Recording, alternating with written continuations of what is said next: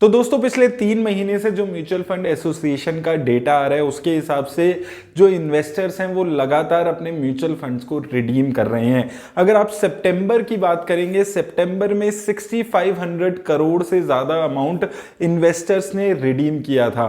और अगर आप रिसेंटली नवंबर का डेटा देखेंगे तो नवंबर में सिर्फ 2000 करोड़ के नेट इनफ्लो इस वक्त मार्केट में एसआईपी में या टोटल आप इक्विटी म्यूचुअल फंड की अगर बात करते हैं तो उसमें आए थे। अक्टूबर में ये 9000 करोड़ थे जो गिर के 2000 करोड़ के आसपास रह गए हैं। उसका रीजन ये रहा है कि नवंबर में भी एक जबरदस्त तरीके से इन्वेस्टर्स ने अपना जो पैसा है वो रिडीम किया है। अब अगर हम बात करते हैं जो म्यूचुअल फंड्स के डिस्ट्रीब्यूटर्स हैं उनके हिसाब से क्या रीजंस रहे हैं, तो वो रीजंस थोड़े से यहां पर वार्न करने के लिए आपको मैं यहां पर समझाने की कोशिश कर रहा हूं कि अगर आप भी ऐसा कुछ कर रहे हैं तो आपको ये बंद करने की जरूरत है। तो अगर आप देखें म्यूचुअल फंड डिस्ट्रीब्यूटर्स के हिसाब से जो फेस्टिव सीजन था उसमें जो डिस्काउंट्स लग रहे थे उसको यूज करने के लिए, सामान खरीदने के लिए म्यूचुअल फंड्स को रिडीम किया जा रहा है। उसके साथ साथ कई लोगों ने तो ये तक बोला है कि नया आईफोन लेने के लिए म्यूचुअल फंड्स को रिडीम किया है। तो दोस्तों अगर आप लोग भी उन्हीं लोगों में से हैं तो आप ये बहुत बड़ी गलती कर रहे हैं। म्यूचुअल फंड्स को आपको लॉन्ग टर्म के लिए रखने की जरूरत होती है और उसको अपने जो बड़े गोल्स हैं उसको अचीव करने के लिए आप रखिए। जैसे कि अगर आप यहां पर रिटायर होना चाहते हैं, ऐसे जो गोल्स हैं जो बहुत सीरियस गोल्स हैं लाइफ के, उनको अचीव करने के लिए आपको यहां पर म्यूचुअल फंड का सहारा लेने की जरूरत है। लेकिन फेस्टिव सीजन्स में डिस्काउंट ऑफर में सामान खरीदने के लिए, नया आईफोन खरीदने के लिए, ऐसी चीजों के लिए म्यूचुअल फंड रिडीम करने की कोई जरूरत नहीं है। अगर आपके रेगुलर जो इनकम आ रही है उससे आप ये चीजें नहीं कर सकते हैं तो आपको ये सामान लेने की जरूरत नहीं है। म्यूचुअल फंड आपको लॉन्ग टर्म में अच्छे रिटर्न्स देते हैं तो ये गलती आपको नहीं करनी है। इसके साथ साथ हायर एजुकेशन का भी एक रीजन बताया जा रहा है जिसके लिए म्यूचुअल फंड्स को रिडीम किया जा रहा है, और उसके साथ साथ जो हाउस की डाउन पेमेंट है उसके लिए भी म्यूचुअल फंड्स को लगातार रिडीम किया जा रहा है। और एक जो रीजन और बताया जा रहा है वो ये बताया जा रहा है कि मार्केट ऑल टाइम हाई पे आ गई है, तो उस चीज का फायदा उठाते हुए जो इन्वेस्टर्स हैं वो अपना पैसा रिडीम कर रहे हैं। अब दोस्तों आपको ये गलती भी नहीं करनी है। देखिए मार्केट ऑल टाइम हाई पे जाए या लो पे जाए, आपको जो म्यूचुअल फंड में इन्वेस्ट कर रहे हैं आपको लॉन्ग टर्म के लिए इन्वेस्ट करना है। आपको ये सब सोचकर म्यूचुअल फंड को रिडीम नहीं करना है कि आपका जो मार्केट है वो ऑल टाइम हाई पे आ चुका है तो पैसा निकाल लेते हैं। क्योंकि देखिए यही छोटी छोटी गलतियां हैं जो इन्वेस्टर्स करते हैं जिसकी वजह से लॉन्ग टर्म में इन्वेस्टमेंट के बाद भी आपकी वेल्थ क्रिएट नहीं हो पाती। मार्केट कब ऑल टाइम हाई पे जाएगा और उस ऑल टाइम हाई के बाद कितना ऊपर जाएगा या कितना नीचे जाएगा ये स्टॉक मार्केट में कोई भी नहीं बता सकता है।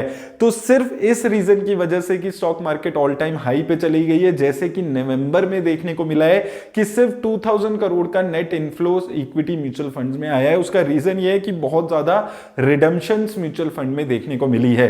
तो अगर आप भी ये गलती कर रहे हैं कि मार्केट ऑल टाइम हाई पे चली गई है, चलो म्यूचुअल फंड से पैसा निकाल लें, तो देखिए आपको ट्रेडर की सोच के साथ म्यूचुअल फंड्स में इन्वेस्ट नहीं करना है। मार्केट ऑल टाइम हाई पे जाए, मार्केट ऑल टाइम लो पे जाए, आपको अपने गोल को ध्यान में रखते हुए म्यूचुअल फंड्स में इन्वेस्ट करना है। और गोल्स भी नया आईफोन लेना या फिर जो फेस्टिव सीजन पे डिस्काउंट चल रहा है, ये गोल्स म्यूचुअल फंड के लिए नहीं बने हैं।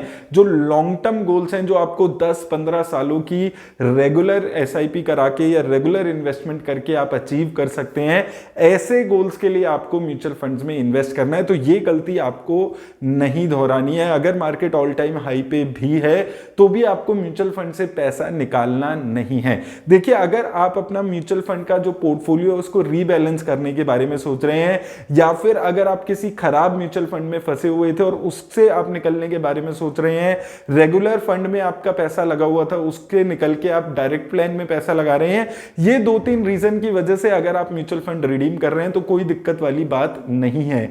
लेकिन अगर आप ऐसी चीजों के लिए कि नया आईफोन आपको लेना है, या फिर मार्केट ऑल टाइम हाई पे चली गई है, या फिर फेस्टिव सीजन की सेल आई हुई है, ऐसे रीजंस की वजह से आपको अपने म्यूचुअल फंड्स को रिडीम नहीं करना है। इवन सिर्फ अपने घर की डाउन पेमेंट करने के लिए भी आपको म्यूचुअल फंड का सारा पैसा इन्वेस्ट पेमेंट से निकालना नहीं है। अगर थोड़ा बहुत पैसा निकालना है तो ही आप डाउन पेमेंट के लिए थोड़ा बहुत पैसा निकालिए। अगर आप सारा पैसा निकाल लेंगे तो फिर से आपका जो एलोकेशन है वो खराब हो जाएगा, आपका इक्विटी में कोई पैसा नहीं रह जाएगा, सारा पैसा आपका घर के लिए इन्वेस्ट हो जाएगा। तो देखिए, ये वीडियो बनाने का मेरा पर्पस यही था कि काफ़ी सारी रिडम्पशंस आ रही हैं 2-3 महीने में। मेरे पास भी कमेंट सेक्शन में काफ़ी सारे लोग बोलते हैं कि हमने पैसा निकाल लिया है म्यूचुअल फंड से, और डेटा भी ऐसा ही सब दिखा रहा है। तो आपको ये गलती नहीं करनी है। म्यूचुअल फंड्स में पेशेंस रखिए। देखिए, मार्केट का खराब वक्त कभी भी आ सकता है। ये साल थोड़ा खराब रहा है, लेकिन इसका मतलब ये नहीं है कि आप म्यूचुअल फंड से पैसा निकाल लें। आपको धीरे धीरे जो भी आपकी कैपेसिटी है, जितना आप इक्विटी में इन्वेस्ट कर सकते हैं, उतनी एलोकेशन तो आपको एटलीस्ट म्यूचुअल फंड्स में रखनी है। और मार्केट सिचुएशन के हिसाब से म्यूचुअल फंड इन्वेस्टर्स का यह काम नहीं है कि आप पैसा निकालें या उसमें आप रिडम्पशन करें। इस चीजों को आपको यहां पर ध्यान रखना है। ये छोटी छोटी गलतियों की वजह से ही लॉन्ग टर्म में जो इन्वेस्टर्स हैं उनकी वेल्थ क्रिएट नहीं हो पाती है।